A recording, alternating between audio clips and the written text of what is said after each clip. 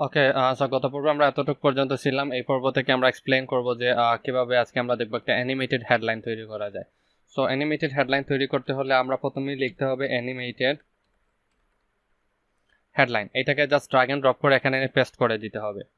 এখানে পেস্ট করে দেওয়ার পর এই যে দেখুন একটা ডিজাইন অলরেডি চলে আসছে। সো এটাকে বলা হয় অ্যানিমেটেড ডিজাইন। এখানে প্রথমেই হচ্ছে যে দুইটা জিনিস করতে হবে। একটা হচ্ছে যে হাইলাইটেড দেওয়া আছে, আর একটা হচ্ছে রোটেটিং। আমরা হেডলাইনের ভিতর যদি কন্টেন্টের ভিতর দেখি স্টাইলে দুইটা, একটা হচ্ছে হাইলাইটেড মানে এরকম, আর রোটেটিং মানে হচ্ছে যে এইরকম, মানে হচ্ছে একটা লেখা চলবে আবার আসবে, চলবে আবার আসবে, চলবে আবার আসবে। যদি এটা একটু প্র্যাকটিক্যালি বুঝাইতে চাই তাহলে আমাকে spy.com-এ যেতে হবে। spy.com-এ গেলে আপনাদেরকে প্র্যাকটিক্যালি আই ক্যান আন্ডারস্ট্যান্ড। এই যে দেখুন launch your own teaching website, এই যে একটা জিনিস আছে যে একটা যাচ্ছে আর একটা আসতেছে, এটাকে বলা হয় আসলে অ্যানিমেটেড হেডলাইন। সো আমাদের কোর্সটা এই বেসে বা এই প্ল্যাটফর্মের উপরই বেস করে তৈরি করা। এখানে এই যে দেখুন এটা আসতেছে। সো দুইটা জিনিস দেখলাম, প্রথমে হাইলাইটেড, তারপর হচ্ছে যে যেটাকে বলা হয় রোটেটিং। ওকে, তারপর শেপ, এটা হচ্ছে সার্কেল। হাইলাইটেডের মধ্যে আমরা কয়েক ধরনের শেপ অ্যাড করতে পারবো, সার্কেল। তারপর হচ্ছে কার্লি মানে হচ্ছে এরকম আঁকা বাঁকা ঢেউ। তারপর যেটা হচ্ছে আন্ডারলাইন মানে হচ্ছে সহজে টান। এরপরে যেটা হচ্ছে ডাবল মানে হচ্ছে উপর নিচে টান। এরপর হচ্ছে ডাবল আন্ডারলাইন মানে হচ্ছে দুইটা টান। তারপর হচ্ছে আন্ডারলাইন জিগজ্যাগ মানে হচ্ছে এরকম জিগজ্যাগ, নামটাই যেরকম কাজটাই এরকম। তারপর ডায়াগনাল মানে হচ্ছে যে এইরকম আড়াআড়ি ক্রস। তারপর স্ট্রাইক থ্রো মানে হচ্ছে মাঝ বরাবর কাটা।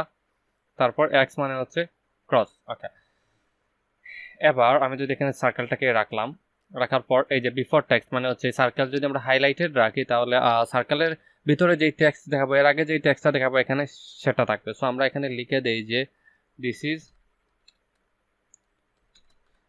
Outside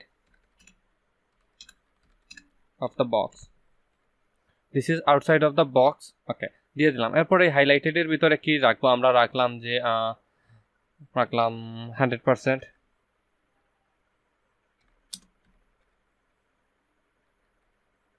100% free. ওকে,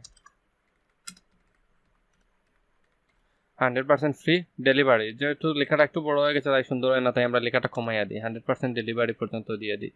ওকে, ইন্টার আফটার টেক্সট, এখানে আমরা লিখে দিতে পারি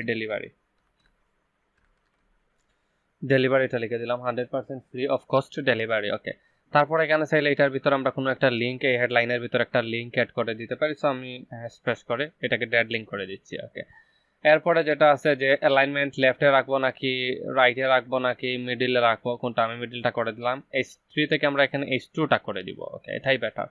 দেন আবার যদি আমরা হাইলাইটেড থেকে রোটেটিংটা করি তাহলে রোটেটিং টেক্সট। ওকে, রোটেটিং এ কোন কোন টেক্সট থাকবে ওইটা আমরা তো বিফোর টেক্সট দিয়ে দিলাম, this is outside of the box. Okay, এবং এখানে আমরা যে রোটেটিং টেক্সট জয়টা দিতে পারি, প্রথমে দিলাম যে 100% ফ্রি ডেলিভারি। পরের অপশনে দেই যে ক্যাশ অন ডেলিভারি।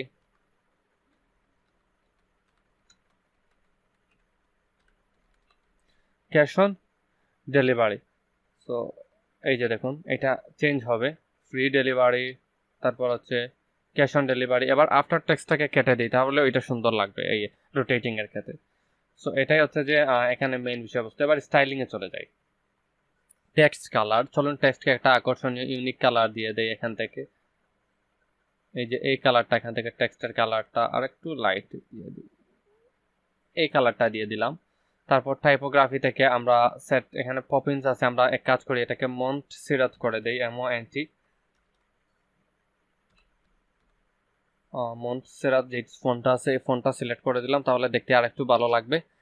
সাইজ যেমন আছে তেমনই থাক।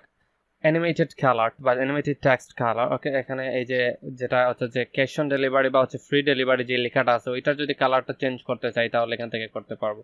So let's make the colour into green. Okay, so green করে দিলাম।